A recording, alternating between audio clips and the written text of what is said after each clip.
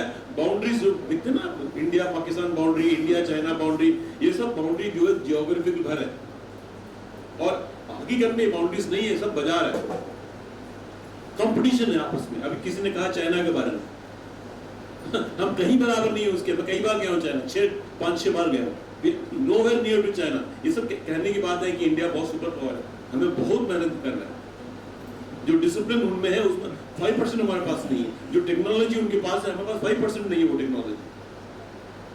हम आज भी कॉपी कैट है, रिसर्च के बारे में बात हो रही थी, we are good copy cats, हम कॉपी कर लेते हैं, रिसर्च जीरो है।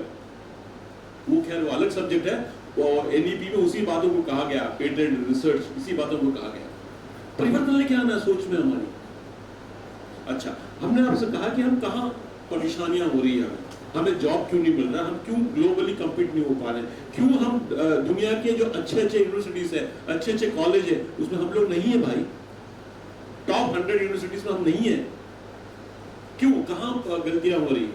कुछ गलतियां हैं, उसको आप समझेंगे तो समझ में आएगा एनईपी जरूरी है ना। नंबर 1 ये हमारा प्रॉब्लम है, हमारा पूरा एजुकेशन थ्योरी बेस्ड है, कंप्लीट एजुकेशन। आपको हम पढ़ाते हैं न्यूटन, हम आपको पढ़ाते हैं आइंस्टीन, हम आपको पढ़ाते हैं रुदरफोर्ड। बताइए डेली लाइफ में कहां आपको सपोर्ट करने आते हैं? कभी सुना है न्यूटन का लॉ से आपको बहुत बड़ी अवार्ड मिली नौकरी करते वक्त? कभी काम नहीं आने वाला है सब। हम पढ़ लेते हैं, याद कर लेते हैं सब चीजें, पर यूज कहां करूं मैं न्यूटन को? आइंस्टीन कहां आने वाला है? मैं बैंक में काम कर रहा हूं, रोज कैश गिनता हूं, तो आइंस्टीन कहां आएगा इसमें?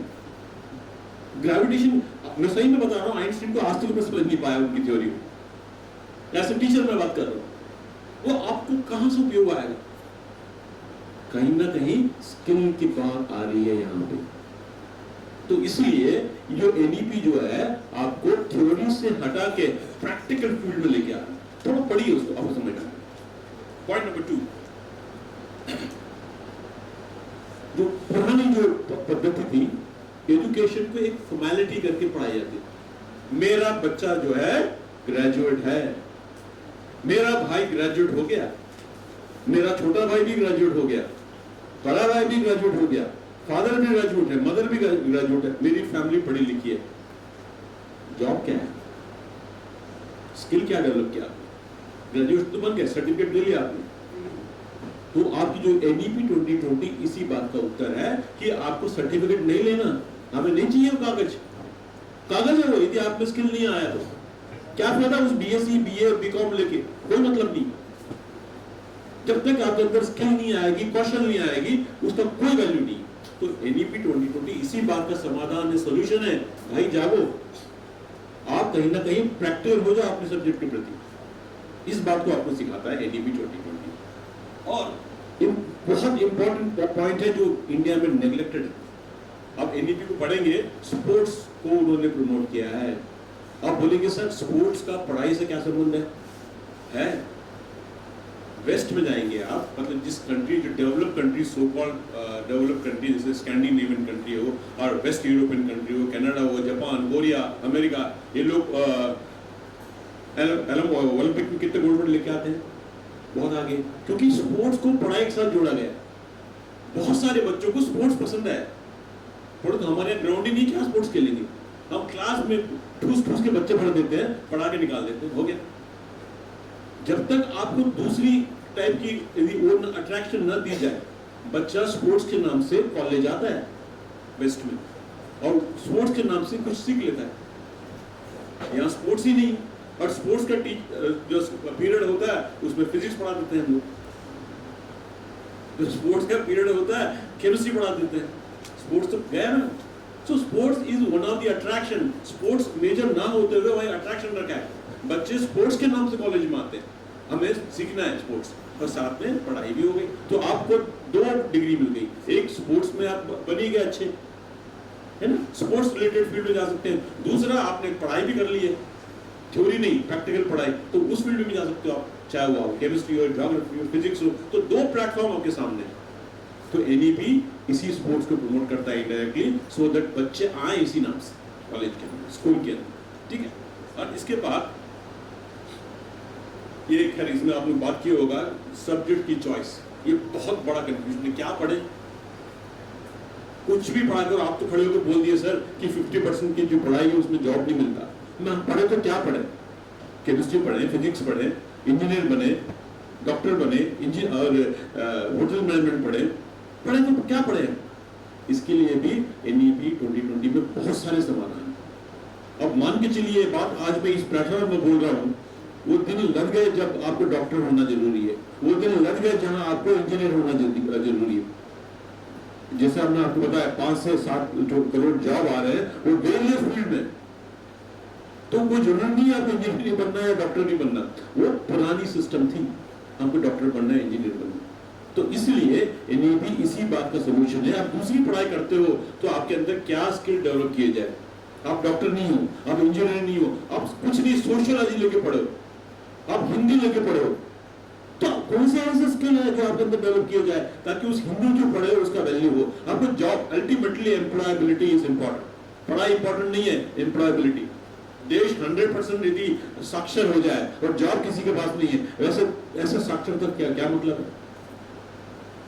इससे अच्छा तो देश साक्षर मतलब अनएजुकेटेड रहे और सबके पास जॉब हो, वो ज्यादा बेटर है। तो इसीलिए NEP इसका भी आंसर है कि आप जो भी सब्जेक्ट पढ़ो उस सब्जेक्ट के अंतर्गत आपके अंदर एम्प्लॉयबिलिटी स्किल को कैसे डेवलप किया जाए। ओके, देन जो मेमोराइज करने की जो हमारी कला है ना, आप बड़ी बड़ी चीजें पूरे एक 2 पेज पढ़ लेते हैं, याद कर लेते हैं। चाहे वो मैथ्स आता नहीं है, मैथ्स को पूरा रट लिया हमने, तो पता ही नहीं है आंसर कैसे आया, फिर आपने उसको रट के आके लिख दिया। फिजिक्स के फॉर्मूला आपने पूरा रट के आके लिख दिया। हिस्ट्री में बैठ के याद कर रहे हैं दिन रात, अकबर कब पैदा हुआ, कब गए, फलाना लीडर कब पैदा हुआ, किस तरह ये काम आने वाला है। मेमोराइज पैटर्न जो है बिल्कुल not good for education. NEP यही बोलता है, ये रट्टा लगाने वाला बात को दूर रखो, बच्चों को इन्वॉल्व करो हर काइंड के प्रैक्टिकल में, हर टाइप का प्रैक्टिकल, चाहे इंग्लिश हो उसमें भी प्रैक्टिकल है, हिंदी हो उसमें भी प्रैक्टिकल, लैब है, इंग्लिश लैब, हिंदी लैब की बात कही गई उसमें, डेवलप करो।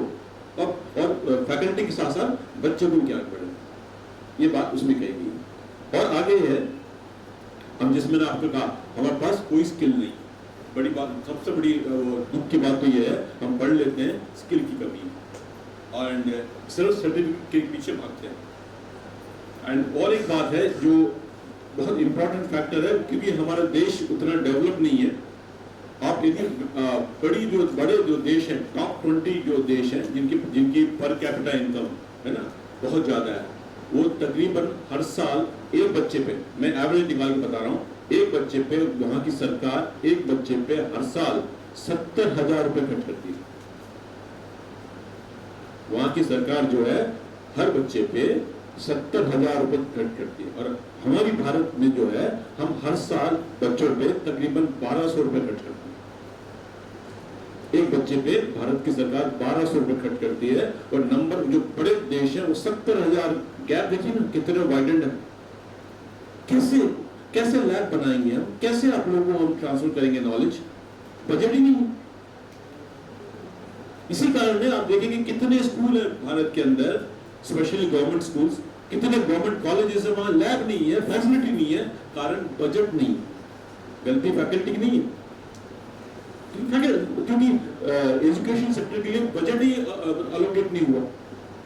NEP 2020 इसका आंसर है।